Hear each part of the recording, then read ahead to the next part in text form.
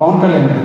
పవన్ కళ్యాణ్ గారు అవకాశవాదం విడనాడాలి, స్వార్థాన్ని విడనాడాలి. ఆయనకి స్వార్థం, అవకాశవాదం. అదేదో ముసుగేసుకొని ప్రజల కోసమని ప్రశ్నించడం కోసం ఇలాంటి అబద్ధాలు చెప్తున్నారు. ఇక్కడి నుంచి అయినా సరే మీరు అధికారంలోకి వచ్చారు. అటువంటి అవకాశవాదాన్ని, స్వార్థ రాజకీయాన్ని విడనాడి మీ యొక్క విధానం ఏంటో ప్రజలకు స్పష్టంగా తెలియజేయాలి.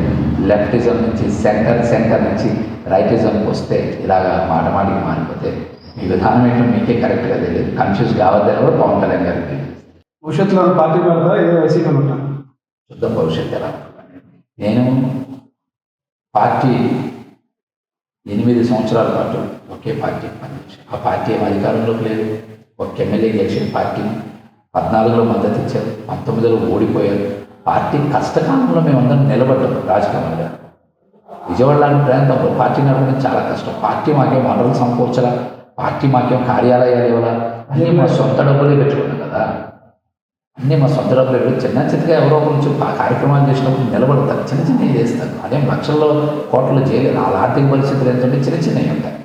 అవన్నీ బయట ఇష్టానుసారం మాట్లాడతారు. మేము కూడా అలా మాట్లాడితే మా యొక్క ఏమంటారు విలువ పోతుందని నేను చాలా విషయాలు మాట్లాడాను.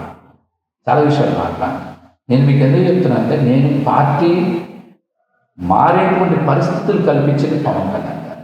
దీనికి కారణం పవన్ కళ్యాణ్ గారు. అంటే బాధ్యత ఎప్పటికైనా ఆయనది. నేను వైసీపీకి వచ్చినా కూడా ఏ పదవి కోరుకోలేదు. నేను పనిచేయడానికి పదవి నాకేమీ అడ్డంకి కాదు. మరి ఎన్నికల ముందు కూడా నేను పదవిని నిలబడ్డాను కదా. ఆ రోజు ఎన్నికల తర్వాత కూడా ఇవాళకి నిలబడే ఉన్నాను కదా.